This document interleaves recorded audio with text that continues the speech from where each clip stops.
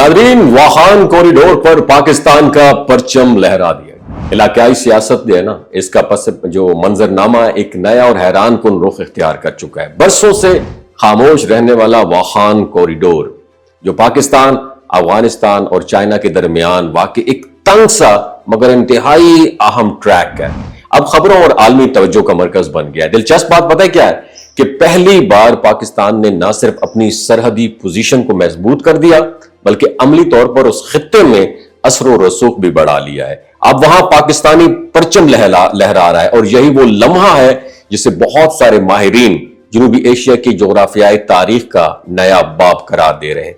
वाहान corridor पर पाकिस्तान का असर रसूख बढ़ने के बाद जोग्राफियाई लिहाज से एक अहम तब्दीली यह भी सामने आई है कि अब ताजिकिस्तान बराह रास्त पाकिस्तान का नया हमसाया बन गया है और ये जोग्राफियाई अस्करी रवाबित के लिए मैं समझता हूं एक नया रास्ता भी ये खोल सकती है। ताहम इस सूरत हाल ने अफगानिस्तान के अंदरूनी मामलात को मजीद पेचीदा बना दिया है।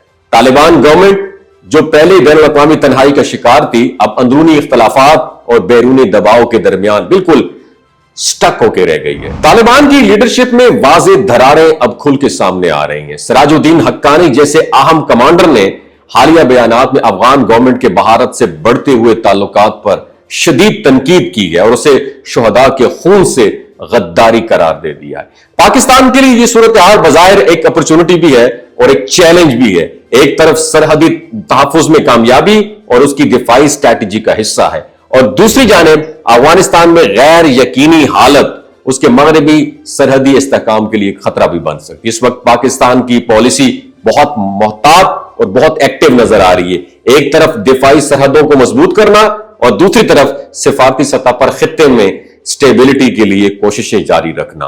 अगर हालात इसी डायरेक्शन बढ़ते रहे तो आने वाले महीनों में अफगानिस्तान के अंदर सियासी धड़ेबंदी, हुकूमत के अंदर तब्दीली और मुमकिन बगावत के आसार नुमाया हो सकते हैं और इसका असर जो है ना सिर्फ अफगान आवाम पर पड़ेगा बल्कि पूरी जनूबी एशिया के तवाजुन जो है, वो तवाजुन का जो ताकत है उसको भी मुतासिर करेगा। वाहान कॉरिडोर में पाकिस्तान की मौजूदगी दरअसल खित्ते के नए जोग्राफियाई और सियासी नक्शे की तरफ इशारा है जहां हर कदम सोच समझ कर उठाना पड़ेगा क्योंकि यह मामला सिर्फ सरहद का नहीं है बल्कि खित्ते के फ्यूचर का भी है। अल्लाह ताला हम दोनों ममालिक को दानिशमंदी का मुजाहरा करने की तौफीक अता फरमाए क्योंकि मेरे नबी की हदीस है, जब काले झंडे वाले लश्कर इमाम महदी के लिए निकलेंगे तो इन्हीं इलाकों में निकलेंगे। ये आवाम हमारे दिलों में बसती है। अल्लाह ताला हमें सब्र, तहम्मुल और दानिशमंदी का मुजाहरा करने की तौफीक अता फरमाए।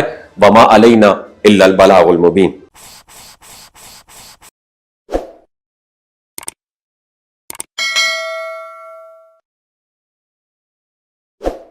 ये जो गिलगित बल्तिस्तान के लोग होते हैं ना, इनकी एवरेज उम्र 90 साल से भी ज्यादा होती है।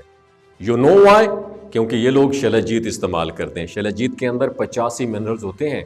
अगर आप चीज़ों को जल्दी भूल जाते हैं, मर्दाना कमजोरी महसूस करते हैं, औलाद जैसी नेमत से महरूम हैं और आप स्पर्म काउंट आपके कम है, टेस्टोस्टेरोन हार्मोन इम्बैलेंस है, आप सदाबहार जवान नजर आना चाहते हैं, खून की कमी को दूर करना चाहते हैं, हड्डियों जोड़ों के दर्दों से निजात हासिल करना चाहते हैं, मोटापा कम करना चाहते हैं तो डॉक्टर असद महमूद की प्योर एंड नेचुरल शलजीत जरूर इस्तेमाल करें।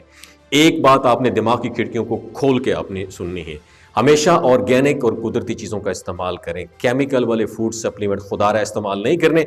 अगर आप डॉक्टर असद महमूद की प्योर एंड नेचुरल शलजीत को ऑर्डर करना चाहते हैं, नीचे दिए गए नंबर पर व्हाट्सएप करें।